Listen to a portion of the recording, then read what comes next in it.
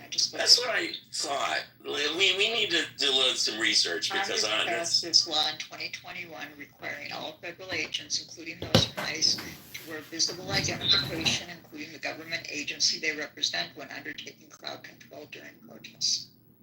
Ooh, that sounds official, Marshall. That sounds like protests. At the very end, the qualification to protests, not arrests, not apprehensions. So, yeah. Well, this is a big issue. It really is, because that's one of the reasons that's what is they're doing on purpose to to create fear and to create a provocation. We know what the trick is. Anyway, look who's here. Charlotte's here. Came in the last minute. Elle, did you want to finish up? Did you want to do your closing comment? Yeah, the only other thing I was going to say was over the weekend I was watching different reels and listening to people talk about this. One thing that I saw was somebody who was posting a particular phone number that immigrants can call to reschedule their appointments to have them be virtual. And they wanted everybody to have that number and to let immigrants know, so that instead of them having to go down for their appointment and then risk being snatched up, there apparently is a loophole where they can supposedly. That's great. It would be fantastic. And then the other thing I heard people talking about was to just really go out on a limb and go there with your immigrant friends to their appointments, so that they have representation with an ally. Well, the last two things I wanted to add. That's what Lander did in New York, remember? Exactly. Right. Yeah, which I think is great. And I think that's what we have to look forward to. That's what the confrontation's going to be. There'll be confrontations there. There have been people, I think in Minnesota, I saw this, where there were groups of neighborhood people who would get into their SUVs and follow the ICE cars honking to alert people that they're in the neighborhood.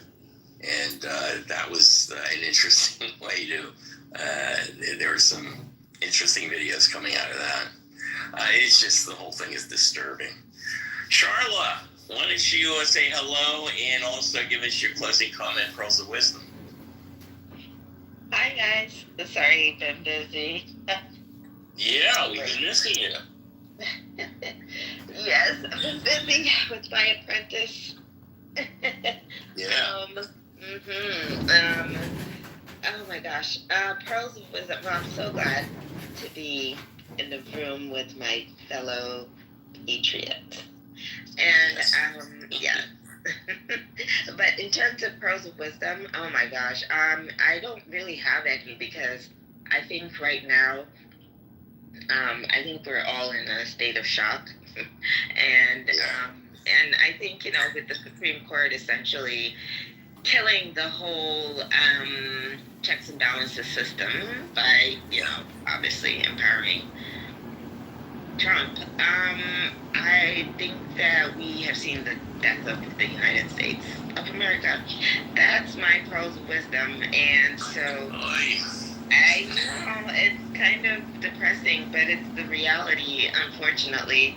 I mean, the erosion of our civil rights, we have none. The erosion of freedom of speech, we have none. With Trump now, I just read a headline yesterday that Trump was going to try to force journalists to reveal their sources in, with regards to the Iranian attack. So there goes, if he pursues this, and if the Supreme Court and if this goes all the way to the Supreme Court, we are witnessing the death of freedom of press. So pretty much the United States is dead. And that's pretty much my Pearls of Wisdom. Yes. Okay, Stephanie wants to come up for last minute. Thanks, Charla. By the way, Charla, I'm coming to New York, so I get to see you in person. I know. I'm looking forward to it. All right. Thanks. Did you want to go ahead? Yeah, I do. Elizabeth Warren has just posted that they're in the part of the vote-a-rama where they're adding things to the bill. Right. know what's in this bill, guys. This is so unfair to the citizenry, but even the Congress people, the senators, don't know what's in this bill, and they haven't started really voting on it yet. So it's we're in the dark, and we're going to be in the dark until the bill goes through, and then then we're going to be in the repeal and replace place. Yeah, no, I think that's what seems to be happening is that people in general are assuming that this is going to go through, and that after it happens, we're going to do a lot of complaining about it.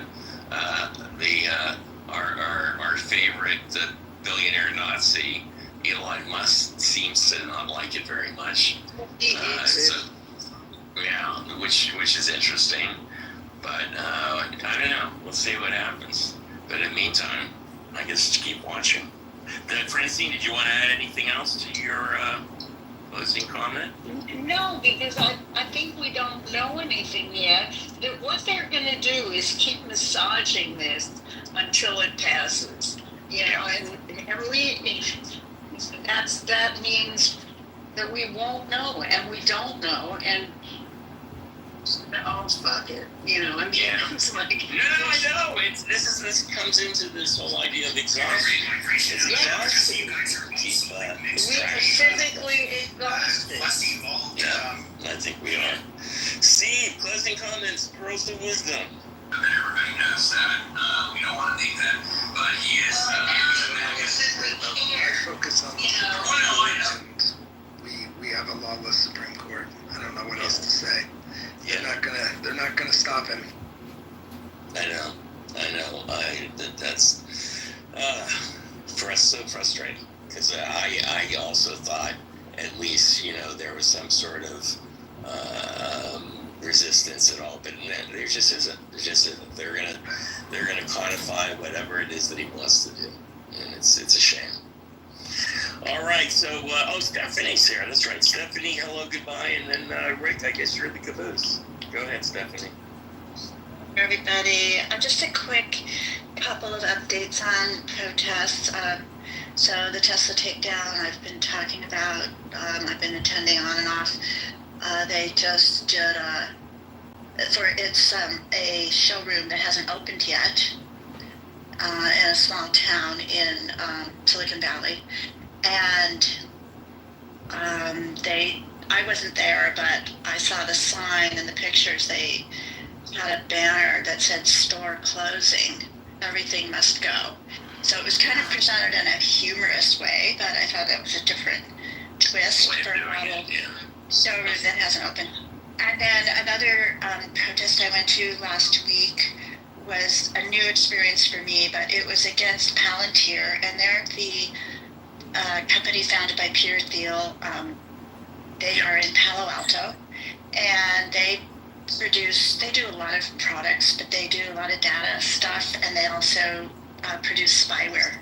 And the federal government contracts with them to identify terrorists. And our understanding is that ICE uses that spyware to identify supposed, quote unquote, criminal immigrants, that kind of thing. So there has been an organized protest against their Manhattan office. It was on Thursday, and then the Palo Alto building business was on Thursday, and the previous week was their LA office. Their headquarters in Colorado. I haven't heard anything about that. But this where organizers came out from New York for this, and San Francisco. All the organizers that were there were clearly people it was very strategic. All of them were masked. They wore scarves or masks. They had a lot of safety officers, so to speak. They, were in black, but they all had neon yellow or orange vests on. The company had parked moving trucks in front of their front door so that traffic couldn't see the protest.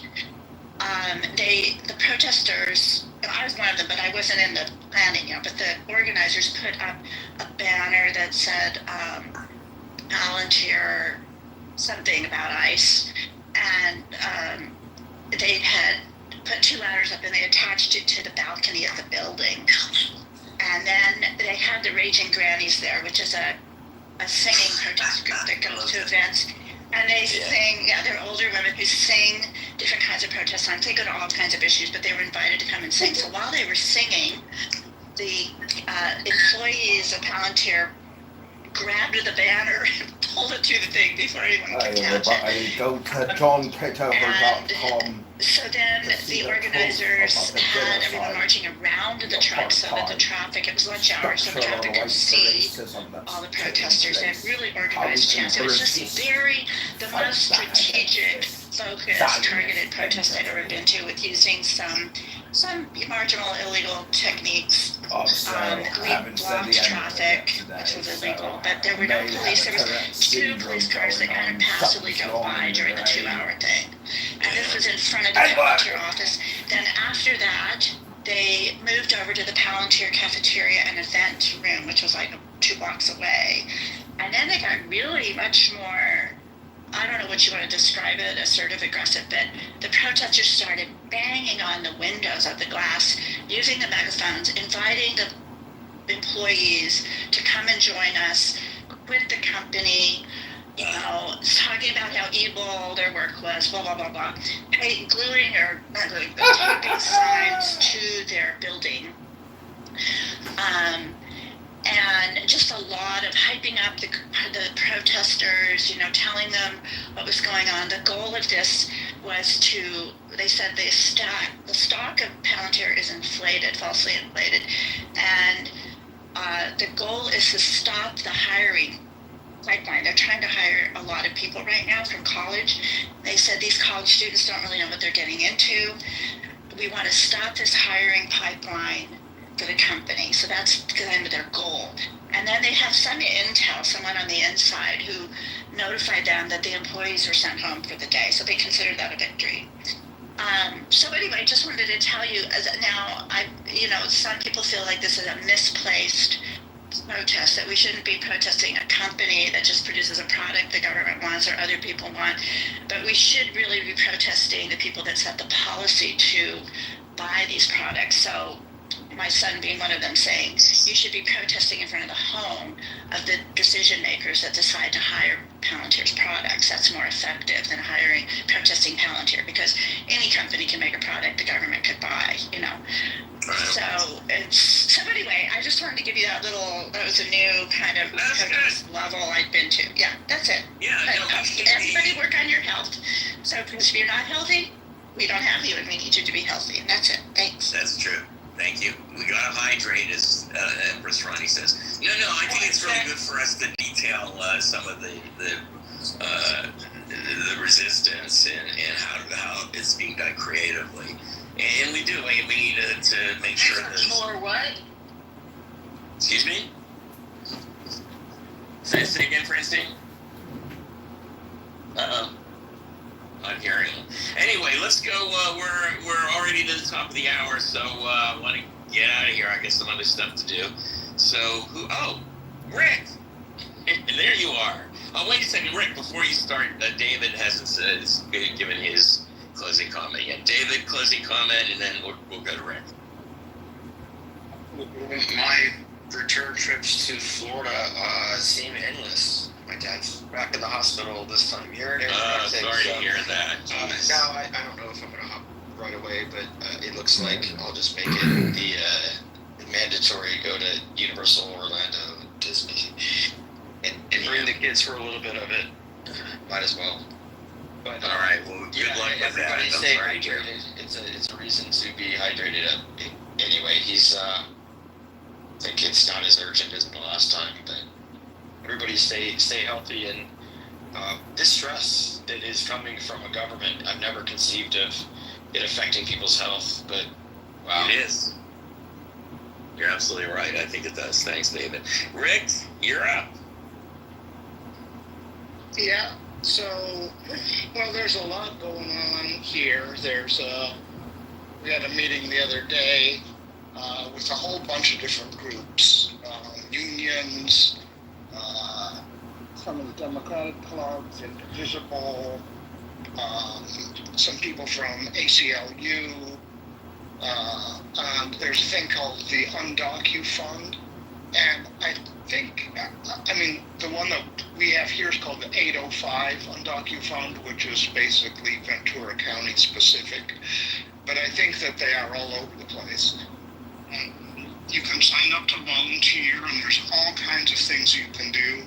It helps if you speak a language of the people that you're trying to help, but you don't necessarily need to, because they have people that can do translations. So you can volunteer to answer phones, to take reports. So there's phone numbers that you can get. You can volunteer to go drop off leaflets.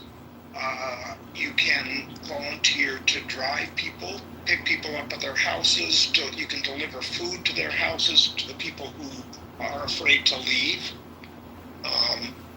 So there's a lot of things going on that you can do. Food banks, desperate for food. Clothing banks, desperate for clothing. People are afraid to go to the stores. People who work in the fields, that lots of times they go to Home Depot to buy gloves and things like that. They're afraid to go to Home Depot. So you can call organizations in your area and find out what the people need. You can donate money, you can go buy it yourself. But one thing that people really need is they need somebody who can drive them places. This is really important because they've been using, from what I hear, they've been accessing things like these license plate readers to identify vehicles and just stopping people. So there's a lot that we can be doing to protect people because they are, they're building concentration camps. Let's just be honest about this. DeSantis in Florida, there's an Alligator Alley. He's taking a place in Alligator Alley and building what is essentially a concentration camp. And it's going to be staffed with National Guard. Right at the beginning of hurricane season. Now, hurricane season, National Guard, on fire season here in California, National Guard are used to help protect property, to help manage all kinds of things, security, fight the fires, just do distribution. That's what the National Guard does here in California. It's what the National Guard does in Florida. And we don't have control of our National Guard now. The president does. It's amazing.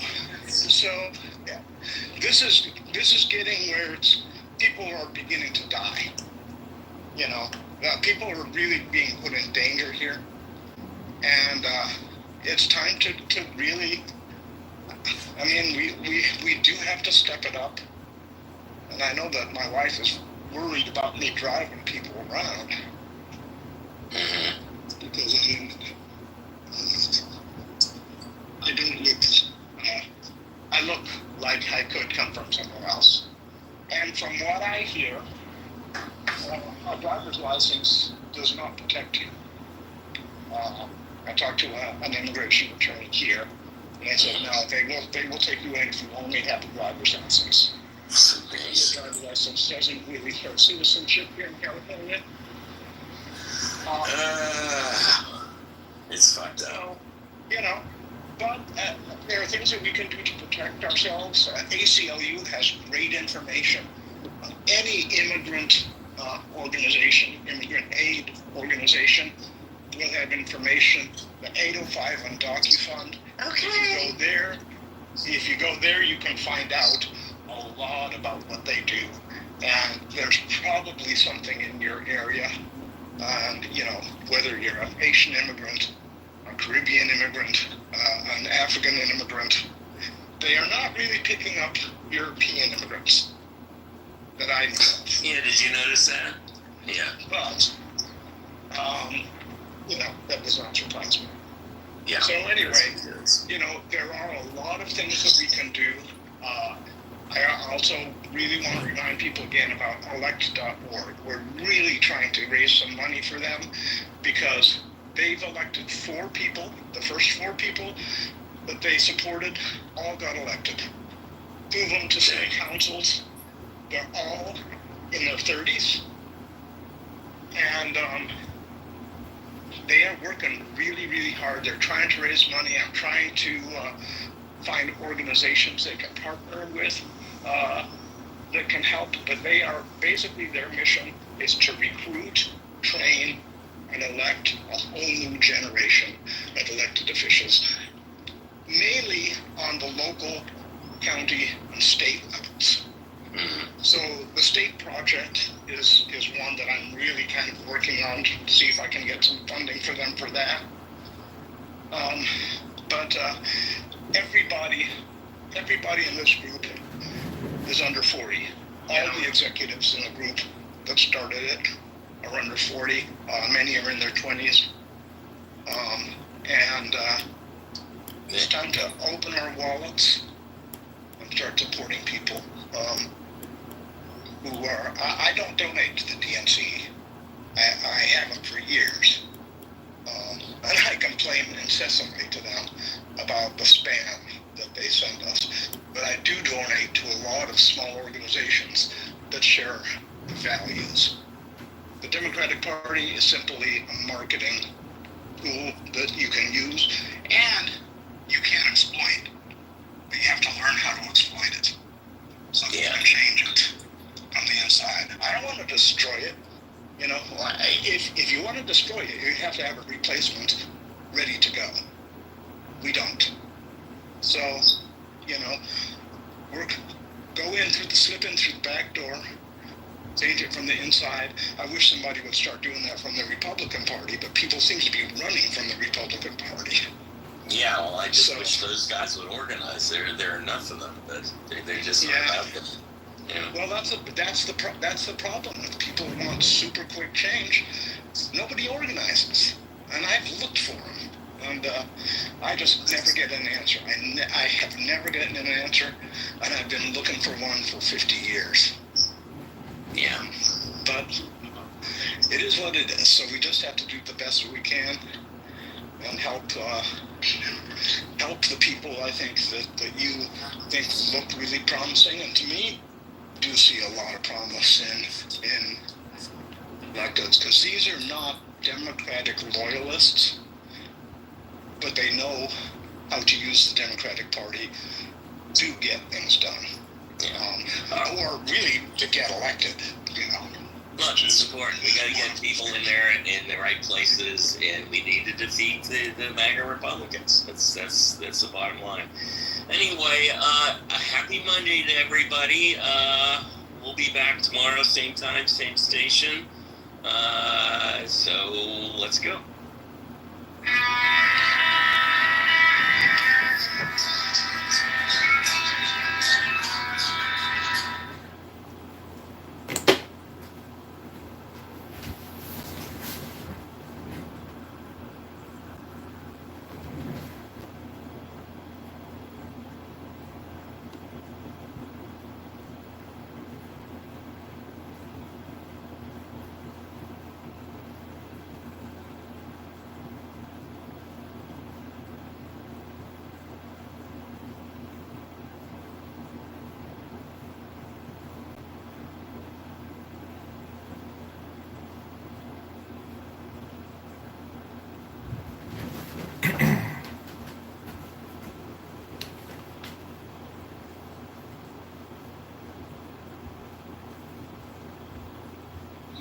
It was the usual, please respect our privacy, but I'm just saying that like she wasn't aloof to, anything. But can you imagine Chloe still how that must have felt like?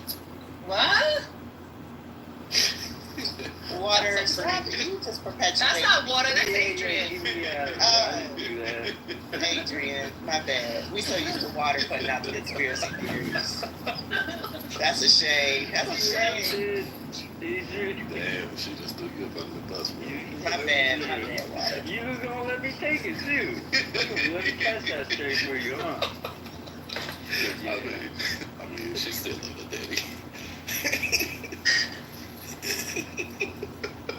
Yeah, right. Crack looking stuff up. Look at him.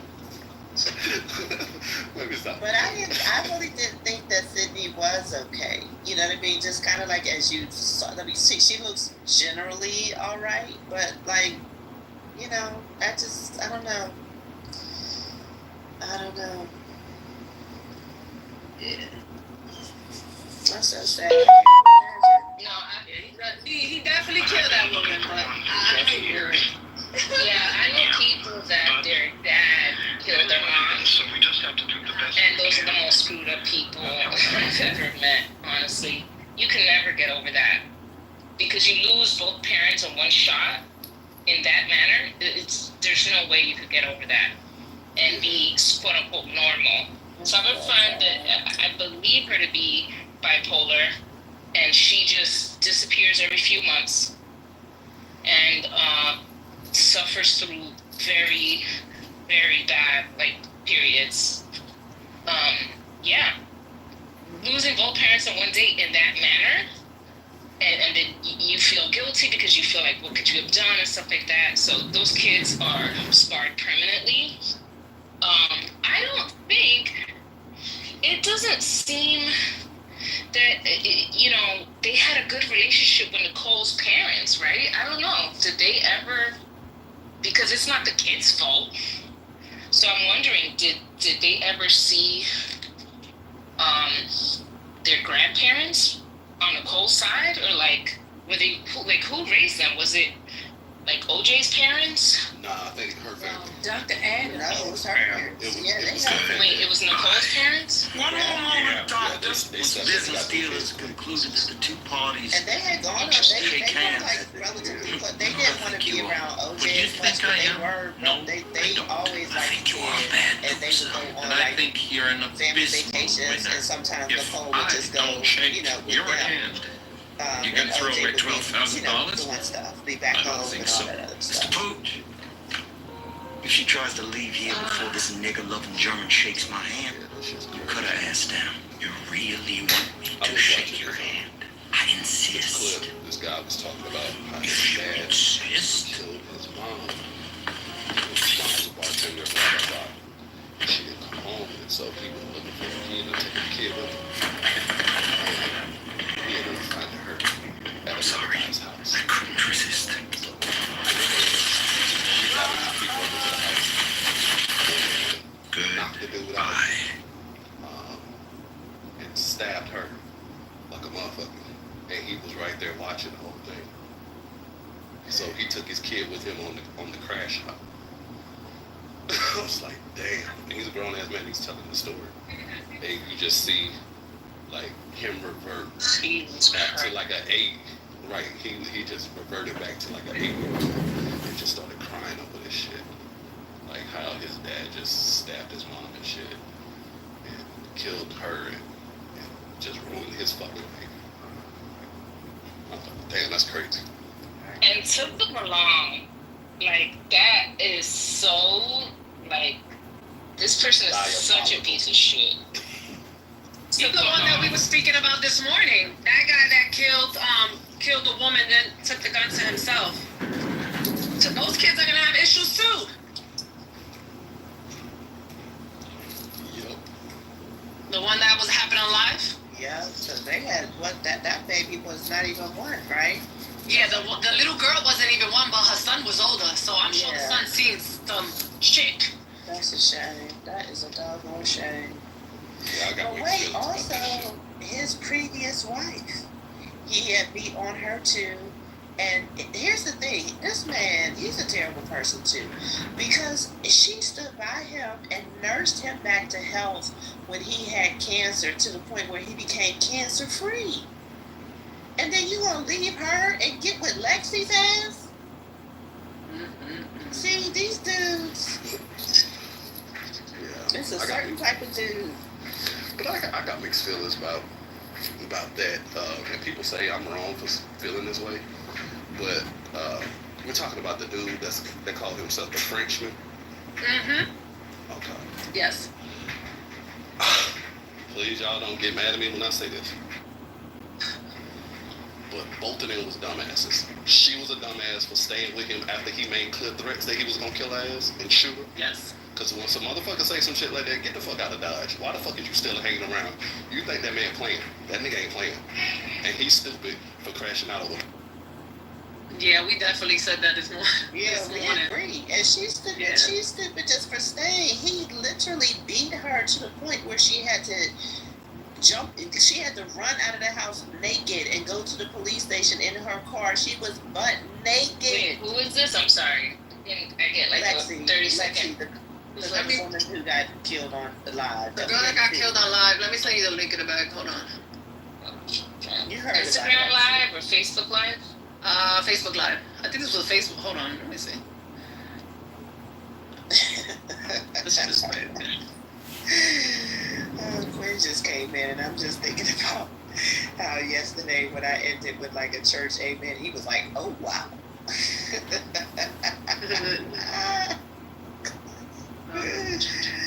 That's it right there, sis. But that's why there's so, like, I work with DV clients all the time, and I have to be very, very careful because, that's why I ask people permission. Can I mail things to your home? Can I text you? Can I call you? Because some of my clients that are experiencing still in the DV situation now, when we're trying to help them, I can't mail things to their home, right? Because the husband, the partner will open the mail or whatever, It's like, but there are a lot of resources, especially in the more bigger cities. They provide them shelter that's anonymous. Like, there are a ton of resources for people that are going through this stuff. So, I don't know if, maybe people don't want to start from scratch or whatever, but there is a way to remain anonymous and to enter into a DV shelter, and eventually you can get a voucher for apartment, those type of things, because we want to protect, people experiencing DV. And maybe there's a wait list and stuff like that, but you could be in a shelter in the meantime. And then, hopefully restart your life and but yeah, man, that's really sad.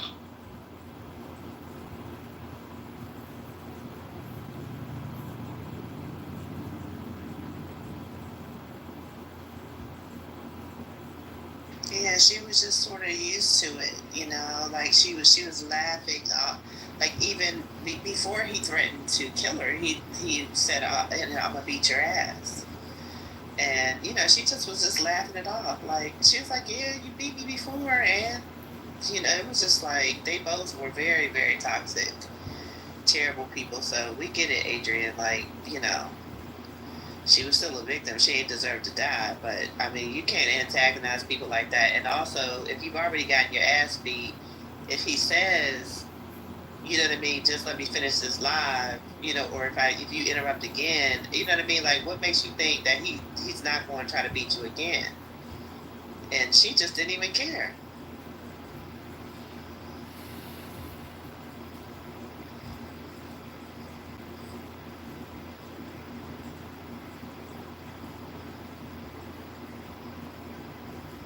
I waited to see this lady comes back. Had settled with Cassie before the lawsuit was filed, before it was made public, would we be here? Right? That's a fair question. Well, Nancy Nicole D asks, if Cassie had been married to Combs or had lived with him in California, thereby making her able to sue for alimony instead of the short-lived New York Victims Law, which is, I believe, the law that she had used to file the lawsuit against him in November of 2023, got everything going, would Combs be here today? So if she was married to him in California and had, I guess, another legal avenue to sue him, or collect money from him, although it doesn't change the fact that she probably could have still filed a lawsuit against him for these very same allegations. But you tell me where you stand on this.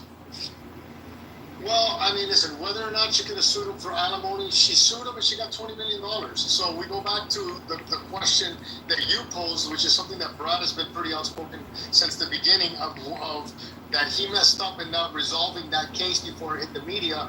And if he would have resolved that civil case, like he had the opportunity to do so prior to her finding it, a lot of the things that Cassie said would have been secret. they could have come to an agreement. They could have had her sign a non-disclosure, agreement regarding the terms of that, but he didn't. And when that became public, that's when it started to snowball, and everything started to click, and then the video of the 2016 attack came out, and that's when the federal prosecutors started to listen and pay attention to the case and really try and formulate how they were going to convict them. So I don't know whether or not if she would have been married to him would have made a difference, but for sure, if he would have resolved that case prior to paying her the 20 million, prior to her it generating a case number, prior to it becoming public record, it would have definitely played an important role in whether or not he would have been in the situation he's in right now. Brian, we got a super chat question that came in from Christina Lester. Christina Lester, thank you so much. If this results in a hung jury, and when we say hung jury, basically the jury couldn't come to a decision, right? They were at an impasse. If this results in a hung jury, how quickly could another trial take place? I mean, the judge could put it on his docket and retry it within a period of months. I would think a lot of that will depend on his custody status. If he remains in custody after a hung jury and the judge decides to keep him in custody, I think the defense will move quickly to say, hey, we want to go right back on trial as soon as possible because we want to end this for him and try to... We never thought about the hung jury situation. That could also happen. All they gotta do is get the transcripts. As soon as the transcripts are transcribed, you're ready to rock and roll. You've already got the blueprint for how to try this case. So I wouldn't expect it would take a long period of time unless there's any... Question, Sid, for a hung jury, do they use the same jurors or they get new ones? No. Okay. And would they offer him another plea deal? No. Yeah. They could, because there's why do this over again? You want to save the taxpayers' money if you can. Okay. So, you know what I'm saying? But he's so arrogant, he wouldn't take it.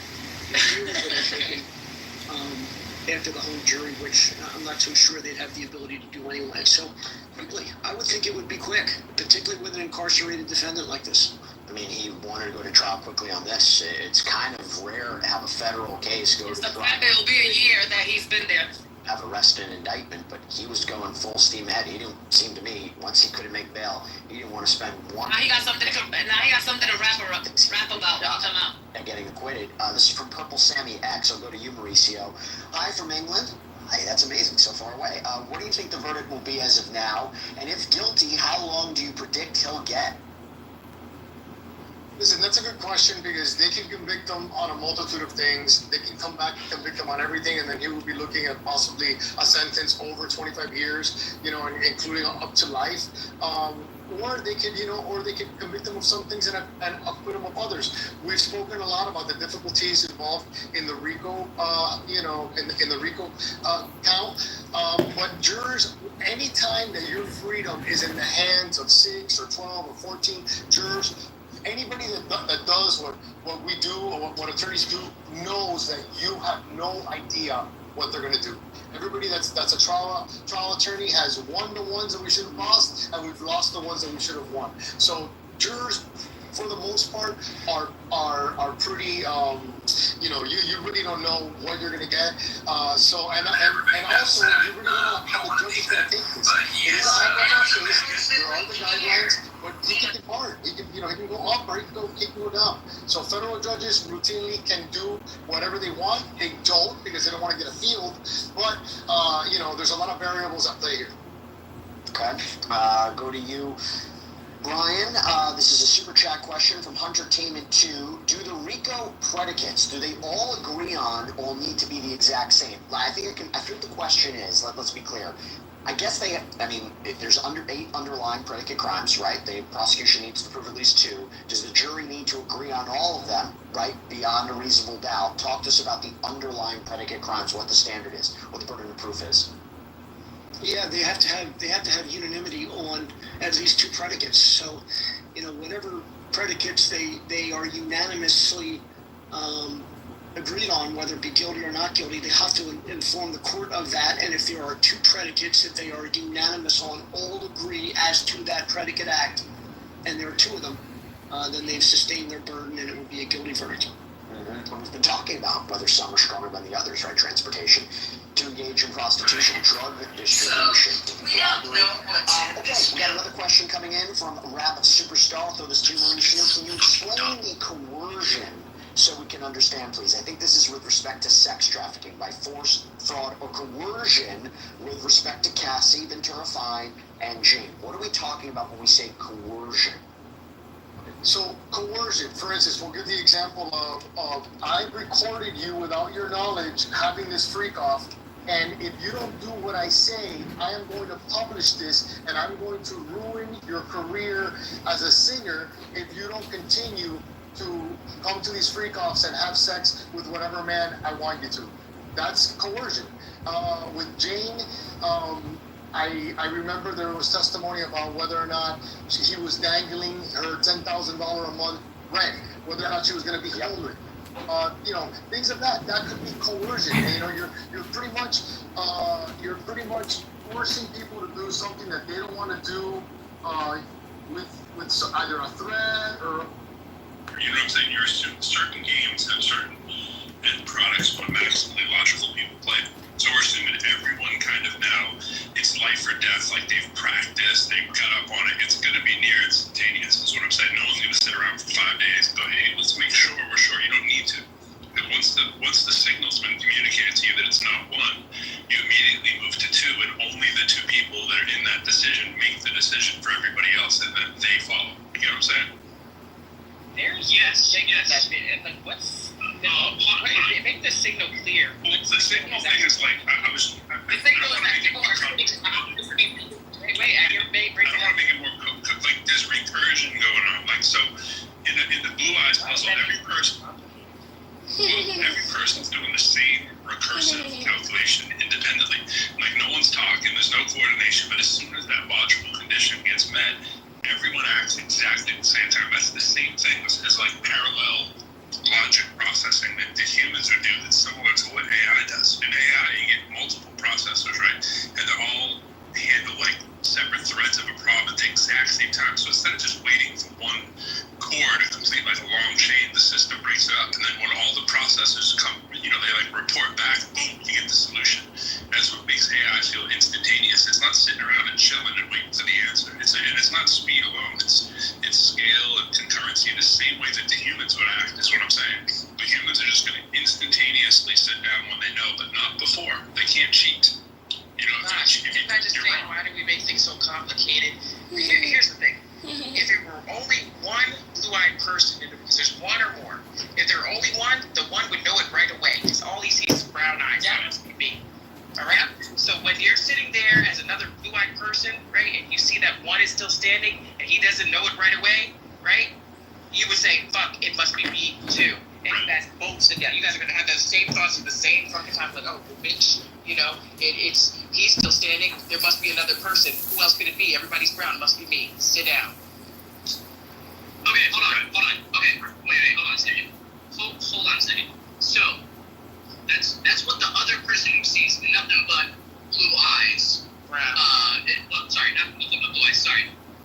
Nothing but brown eyes and one blue-eyed person, right? Like, that's what the other blue-eyed person would look at and see. They would see one blue-eyed person and they would wonder why they didn't immediately sit down. They'll immediately reason that they must be the other blue-eyed. There must be another blue-eyed person. It must be them. They'll immediately try to sit down. And that's what both people would think at the same time, correct? That's what you're saying, right? Okay, great. So I'm following that. I've been following that since pro-setting. So here's the thing, though.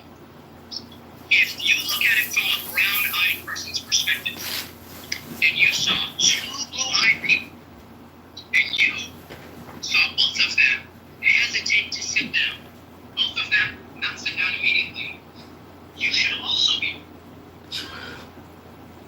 You did say Sierra Leone, and she's smart enough to know it's in West Africa. That's all. She should be also smart enough to not relegate it or isolate it to the Africans. This is a problem with the Africans, as opposed to this is a problem with people in power.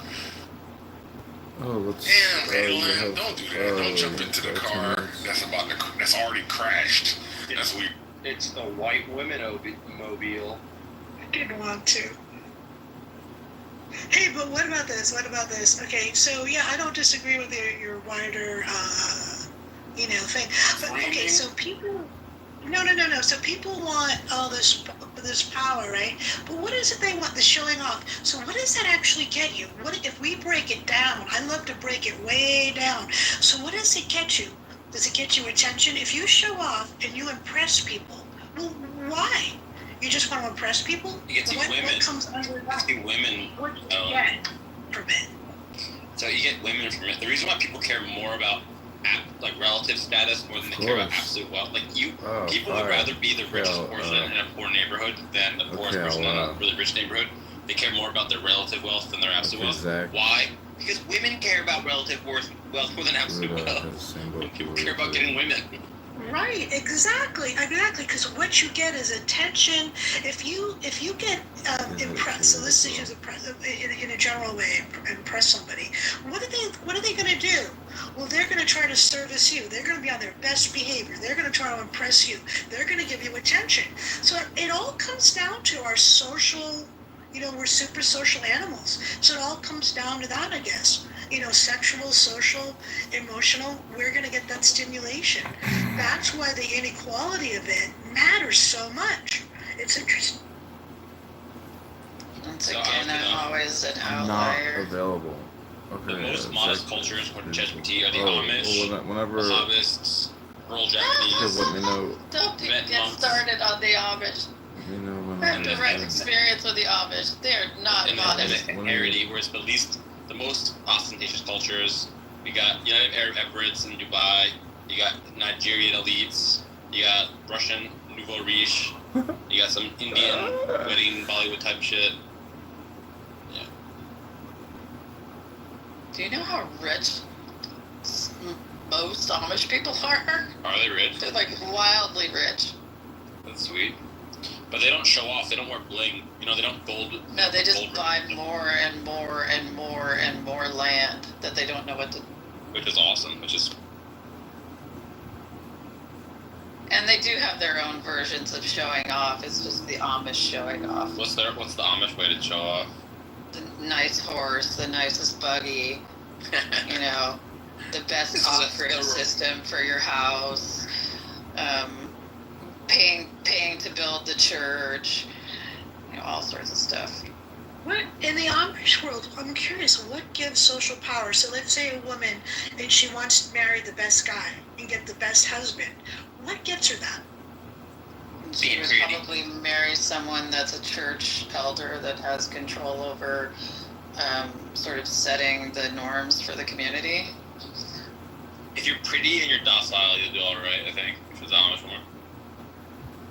Can't be too docile. Just docile enough not to get noticed. If you're too docile, your brothers will start raping. Brothers? Oh my God. Yeah, it's a problem, believe me. But what ensures you that you can get one of these guys, every time, these guys? When you say brothers, you don't mean your blood brothers. Yeah. That's great. There's a documentary on Prime called Sins of the Amish, which has some women that escaped their Amish communities that talk about what happened to them. That's part of the problem is they're so insular, and they do crazy stuff. Yeah. Like this one woman was talking about how she locked the door on her room, and her brother literally took the hinges off the door so he could come in and molest her. I don't fully understand. With cultures like that, I don't fully understand what's to stop the girl from in the middle of church being like, my brother molested me. Because they blame it on the woman. They say, you tempted him, it's your fault. Okay, but what if, how about this? What if she just said, hey everybody, I don't want to cause problems, but my brother keeps molesting me, and I'd like him to stop. What do you guys recommend I do to get him to stop molesting me? And so you're not even trying to blame him. Like implicitly, you are blaming him, and you're just like, I want some tips of how I can get him to stop molesting me. Like I feel like that'd be first of all, women aren't allowed to speak in church, so my friend. There's that problem. Secondly, Okay, this is 10 minutes of Tanya. I've invited a bunch of people to the room via cell phone text messaging.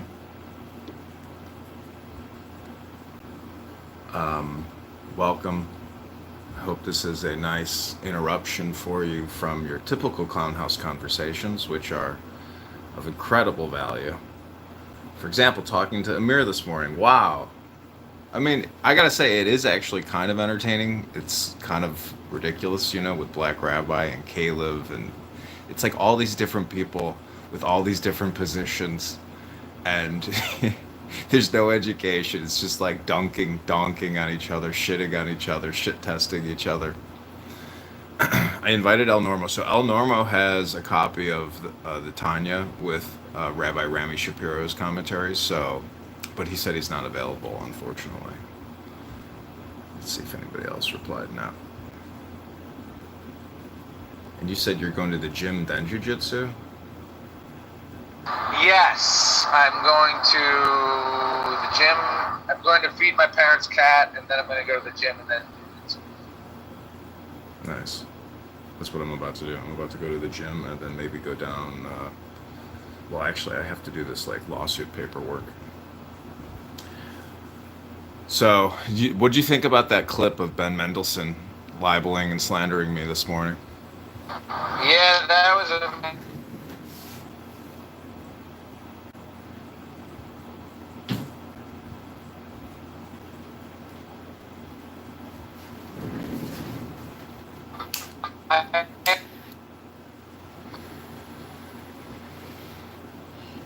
I mean, I think I have 2 bars, but I don't know. Yeah, I couldn't hear you.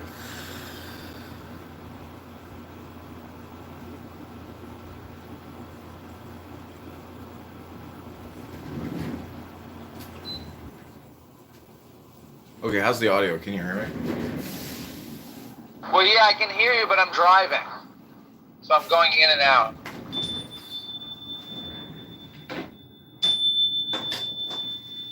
Shmar Yahoo. Okay, this is Tanya. This is serving God. Let me turn this off.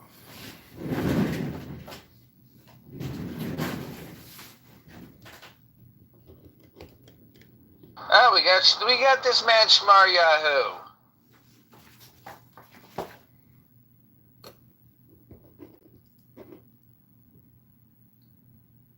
Okay, this is 3 minutes of Tanya. Here we go. Serving God. And you will return and see the difference between the righteous and the wicked, between those who serve God and those who serve God not. There are 2 types of in-betweener, those who serve God and those who do not serve God. Those who do not serve God are not wicked, but merely passionless, lacking a sense of self strong enough to ignite selfish desires or deeds. They keep the way of God by default, which is why they are said not to serve God at all. The true servant of God actively arouses love for God. This can be done in 2 ways. First, by immersing the intellect in the infinite spaciousness of God. Second, by arousing the passion for God resting within the right side of the heart. Both are ways of serving God, but only the way of immersion is called perfect service. These are the subnotes. When you return to your divine nature, Penemayut, you will see clearly and act godly. Malachi 3:18. Though Malachi is clearly talking about 2 types of people, the righteous who serve God and the wicked who do not, the Alter Rebbe takes the passage to refer to 4 kinds of people: the Zaddik righteous, the Rasha wicked, the in-betweener who serves God, and the in-betweener who does not. They practice the mitzvot simply because it never occurs to them to be otherwise. Immersing the intellect in the infinite spaciousness, Gadlut, of the infinite Godhead, Ein Sof, induces a self-emptying ecstasy, bittul hayesh, that engulfs all form, yesh. Even the Kelipat Nogah and the Sitra Achra in the emptiness, Ayin of God, the way of self-emptying ecstasy, is called perfect or complete because it leaves nothing untouched. The in-betweener who serves God is a passionate, feeling person who is troubled by the competing voices of the heart, who learns to honor the left side of selfishness by aligning it with the right side of godliness. The alignment comes about in three ways. Some for whom passions are weak conform their actions to the good by adhering strictly to the mitzvot, sacred commandments. This is the way of nefesh, the way of doing. Some for whom passions are stronger focus their attention on the heart's innate yearning for God, doing what is right as a lover seeks to please the beloved. This is the way of ruach, the way of feeling. Others for whom passions are strong, but who find themselves drawn more to the mind than the heart, set their mind to the contemplation of God's infinite spaciousness, and in so doing, empty themselves completely into the one.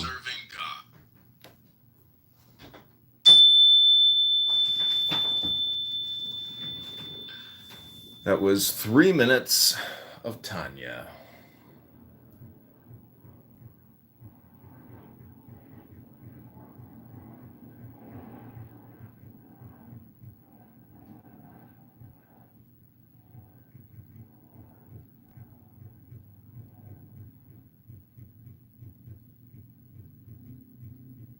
So when it says that there's like the left side of the heart and the right side of the heart, you think it's stage right or stage left?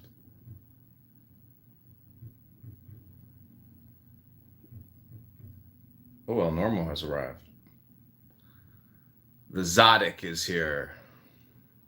We are merely in-betweeners, El Normo. We need the guidance of a Zadik. And since you got the biggest Zadok, it's imperative that you're here. Peace, blessings, and strength to you, El Normo.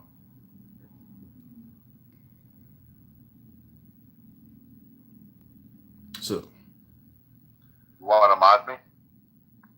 yeah, sure. Thank you. I don't seem to see the ability to actually mod you. Oh, never mind. There we go. So Zach is going to the gym. He doesn't have the Tanya with him, but he's here for the Torah study.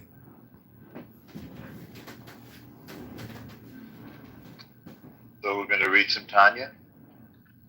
Yeah, we just read 3 minutes of Tanya on called. I'm not can't hear you. What did we read? We read a chapter called Serving God. Let's have a look. Is that from that book? Yeah, it's page 51. Hang on, I got it. 51.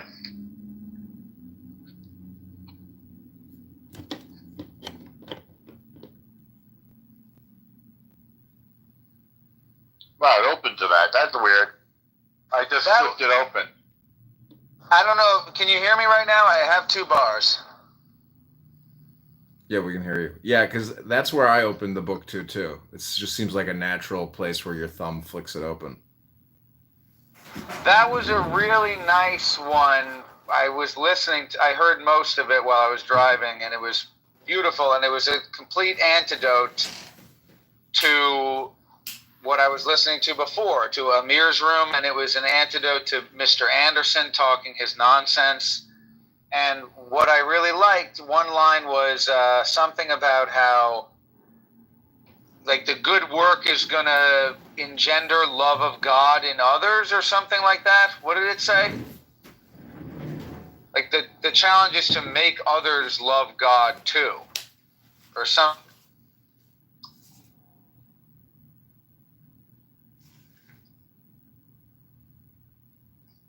Anyway, I don't remember exactly, but that was a nice passage.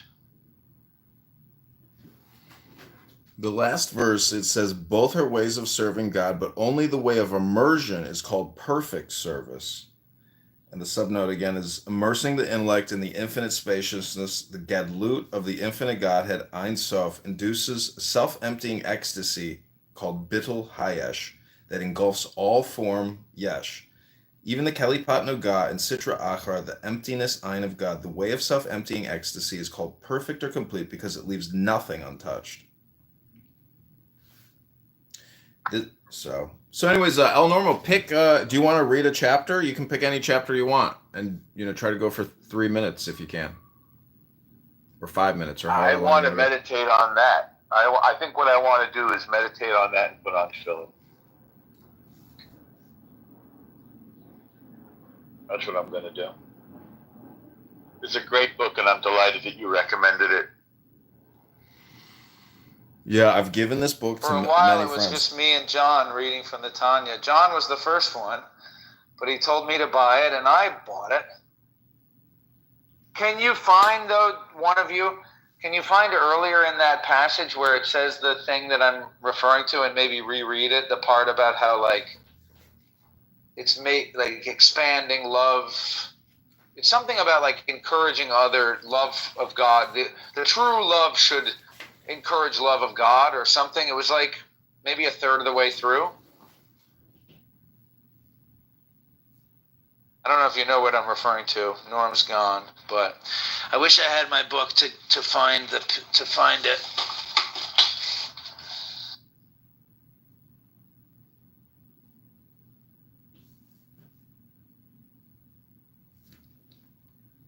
Yeah, El Normo's got the right, putting on tefillin and even reading this book, and if you have a anyways, it's like a ritual, really, and it's psychological. So if you practice this stuff, if you come on this app and you do what we're doing now instead of doing what you're doing with a mirror, even Caleb, I'm just like, I cannot believe Caleb even gives these people this much time. I know he's doing it because he wants peace, and brotherhood, but at the same time, like, the opportunity cost of, like, doing this type of communication, this is just so much more valuable in terms of your time. So it's just this recording people on here being social is unbelievable, because what you're really doing is, since I'm recording it, people are creating, like, personality biometric data, in Google, in Meta. So it's just like, you are your words, but that also means you are what you listen to. So if you listen to T-Robs or Amir, in this weird, like, dualistic, non-dualistic way, you become Amir and you become T-Robs. Therefore, it's, like, imperative that you don't listen to them. That's my opinion. Like, if you really want to be, eyes on the prize, you don't listen to these people. Like, anything because once you've taken a sample, there's no reason to take any more samples. So it's like a you problem to continue listening to them. That's my opinion. Unless you're bootlegging them for archive purposes, or, as we discussed, legacy spam. I think my particular type of insanity is that I keep hoping that bad people will magically become good. But they won't, because they're never going to read this book. They're never going to read a lot of books. They're just going to maintain. I think that you're one of the few. I hear exactly what you're saying, but I think that you're one of the people who can relate to me on this, because, and they talk about this, the Yetzer Hara. They say that the greater the Yetzer Hara, the greater the potential for Yetzer Hatov. Does that make sense to you? Yeah, but that's saying, because it's like saying you can go far left and therefore you can go far right. It's all it's saying. Right, it's because you yourself have done evil things, and you yourself have looked in the mirror, and you yourself have said, I regret being that way, I'm going to try to be better. Then we know how hard it is to resist the evil temptation. We know how strong the pull of the evil temptation is. Therefore, I can relate to Amir and his pull towards evil temptation, but I keep hoping that he will someday become like me and feel a desire towards becoming a better person. But see, the thing is, you are essentially saying that he should depoliticize and therefore he'd be better. But that's the thing, is this book is very deep politicizing because it deals with the Ein Sof, which is, the universe, and the universe is not necessarily political, it's metaphysical. So these people never get metaphysic, and therefore it's really just that stagnant echo chamber conversation that will never change. And so, that's why this book is special, especially in Jewish theology or philosophy, esoteric study. It's an important book to read. And every time I go to Chabad, I always meet somebody, because a lot of people are depressed. A lot of people are not happy. And they're looking for solutions and answers. And they don't even necessarily get what they need at Chabad because Chabad doesn't pass this book out. It's a very adult book because it's mystical. So every time I go to Chabad, I've always been like, "Have you ever read the Tanya?" And some young guys like, "No, I never read that. I've heard of it. What is it?" And then I send them this link, and I've had people buy the book on the spot at Chabad, at parties, at functions. They're like, "I'm buying it right now."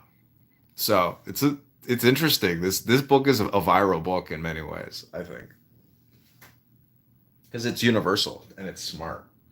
You can read this book and really become very intelligent from it because it gives you an advanced psychological perspective.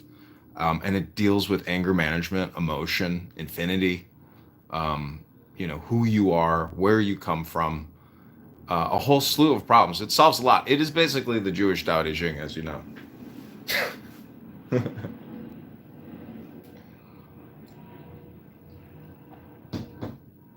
It's also kind of similar in length to the Tao Te Ching. But there's a lot of like associated books to this book. I have a book, it's like called The Rebbe or something. It's about the Alter Rebbe who got put into prison and like miracles of his like prison experience. So there's a lot more to this book, but there's like an actual history to it. So it's an interesting book. Anyways, let me read 3 more minutes for you and then we'll end the room. Do you have 3 more minutes?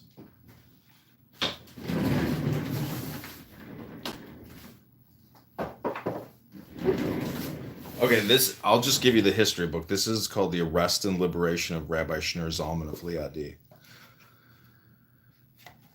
This is page 63. The news of the Rebbe's release spread like lightning, and the Hasidim of Petersburg streamed to the house of Rabbi Mordecai to welcome their leader. The joy in its demonstration in the streets of Petersburg were very enthusiastic and expressive. Even so, the Hasidim showed restraint and refrained from harming or insulting any of their opponents by way of revenge. They all knew the Rebbe's opinion about that. Regardless of all the pains suffered, the Rebbe wanted and demanded peace, and his wish was a command to the Hasidim. The Rebbe's words consoled and strengthened them, and he enabled them all to bear all. Immediately upon his liberation, the Rebbe wrote a pastoral letter to the Hasidim. This letter is famous by its name Kotonti, after the initial word. Kotonti, I feel diminished by all the graces and all, etc. This means that through every grace with God bestows, man is to feel very humble. Grace is the right hand, and his right hand embraces me. This is the state of being truly close to God, more so than previously, and he who is ever closer to God is an extraordinary way, should feel himself correspondingly that much lower and lower, humble. As it is written, from afar God appeared to me, for whatever is before him is, as it were, as nothing. Thus the more one is before him, that much more one is to regard oneself as nothing and null. This is the level of the right side in holiness and of grace when extended to Abraham, who said, "And I am as dust and ashes." This is also the trait of Jacob, who therefore expressed his fear of Esau and did not rely on the promise of, "And behold, I am with you." For Jacob was very insignificant in his own eyes on account of the multiple graces extended to him. For with my staff, etc. Therefore he did not regard himself fit to be saved. As our sages explain, maybe sin will cause, since it appeared to him that he had sinned. It is different, however, with the corresponding opposite. Ismael, grace of Kalipah. There, as grace increases, so he grows in pride and conceit.